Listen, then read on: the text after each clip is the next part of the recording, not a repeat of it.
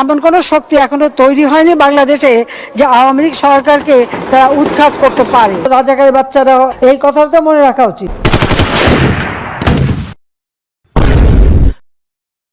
বাংলাদেশে এক ডাইনি বুড়ি বসবাস করত। একদিন সে রাস্তার পাশ দিয়ে হেঁটে যাচ্ছিল।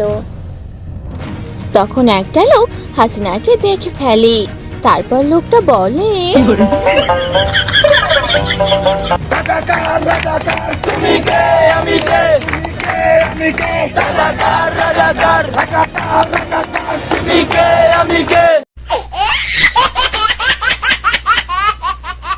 এমন কোনো শক্তি এখনো তৈরি হয়নি বাংলাদেশে যে আওয়ামী লীগ সরকারকে তারা উৎখাত করতে পারে। রাজাকারের বাচ্চারা এই কথাটা মনে রাখা উচিত। হাসিনা লোকটাকে মেরে ফেললো।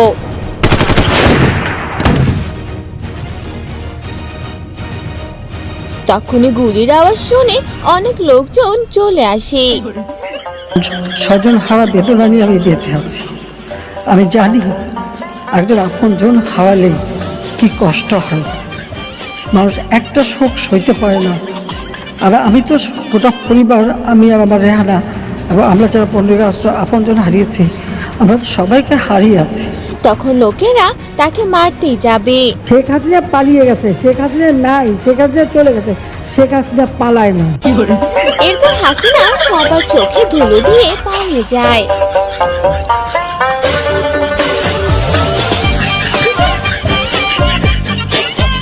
তখন হাসিনা তার ছোটবেলার বয়ফ্রেন্ড মোদির সাথে দেখা হয়।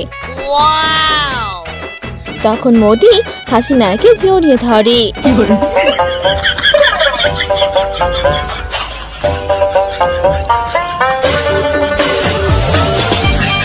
মুরব্বি মুরব্বি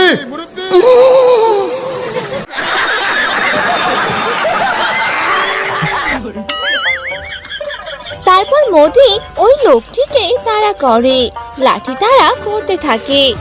ওরে বাবা রে, পুরোটা আজকে আমাকে মেরে ফেললো রে। তখন হাসিনাও মোদির পিছু পিছু দৌড়াতে দৌড়াতে বলে, মোদি আমাকে ছেড়ে যেও না, আমাকে তোমার সাথে নিয়ে যাও।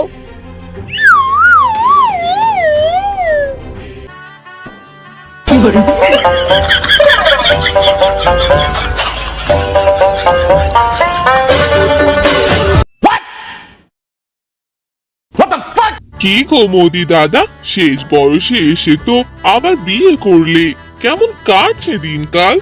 আরে মিয়া বোকা চোদার রম দাঁড়ায় রইলা কেন? সালাম দাও, সালামি নাও। আরে রাখো তোমার সালামি, ওই টাকা দিয়ে তুমি গোমূত্র কিনে খেও। তা ভাবছি এই ভাগা করে ভাগবে কি করে, খাট পালন সব আছে তো। আমার হোগা মারা শেষ, আমার কোলাকুলি হইব পাট খেতে। তুমি বিয়ে করলে কিভাবে? কারণ তুমি তো একটা হিজড়া, হিজড়াদের আবার বিয়ে হয় নাকি? কোন সন্দেহ আছে? খারো বাতিজা, তোমার সন্দেহ আমি দূর করে দিতাছি। মাগার চোখ বন্ধ করা পারবা না। মনে হচ্ছে গোমূত্র খেয়ে মাথাটাই গেছে। এভাবেই তাদের দিন কাটতে থাকে। একদিন মোদি হাসিনাকে বলতে লাগলো, কি গো হাসু, আজ সন্ধ্যার নাস্তা কি করেছো? মাংসের পরিবর্তে এখন কাঁঠাল, এবং এই কাঁচা কাঁঠাল, এই কাঁঠালের কাবাব হয়, কাঁঠালের বার্গার হয়। আমি কিন্তু করি আমাদের বাড়িতে। তোর মুখ আমি মুইটা দিমু। কয়েক বছর পর শেখ হাসিনা গর্ভবতী হয়। তখন হাসিনার বাচ্চা হয়।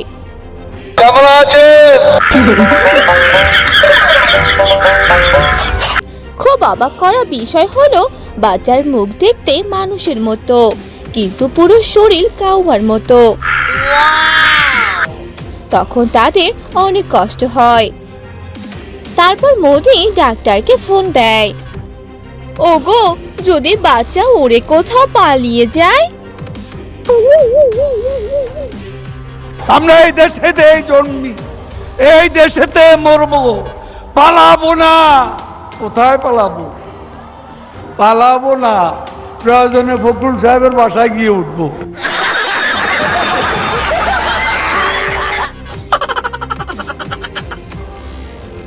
কিছুক্ষণ পর ডাক্তার আসে। ডাক্তার তখন কাউয়া কাদেরকে সুই ঢুকিয়ে দেয়। তখন সে অনেক বড় হয়ে যায়, বড় হয়ে বলতে থাকে, জ্বালা রে জ্বালা, অন্তরে জ্বালা। এই শতান্য বেটি, এটা আমি জন্ম দেই নাই। তখন কাদের মোদির কোলে উঠে পড়ে। তখন মোদি কাউয়া কাদেরকে রেখে দৌড়াতে থাকে, আর কাউয়া কাদের বাবা বাবা বলে দৌড়াতে থাকে, আর হাসিনাও তাদের পিছু পিছু দৌড়াতে থাকে। এসব দেখে ডাক্তার বলে, আমার ফিটা দিয়ে যা। তুই, আমি পালাই। বাবা, আমাকে রেখে যেও না। এই, আমার ফিটা দিয়ে যা। ওরে বাবা রে, কোন কুফা বিয়ে করলাম, আমি পালাই।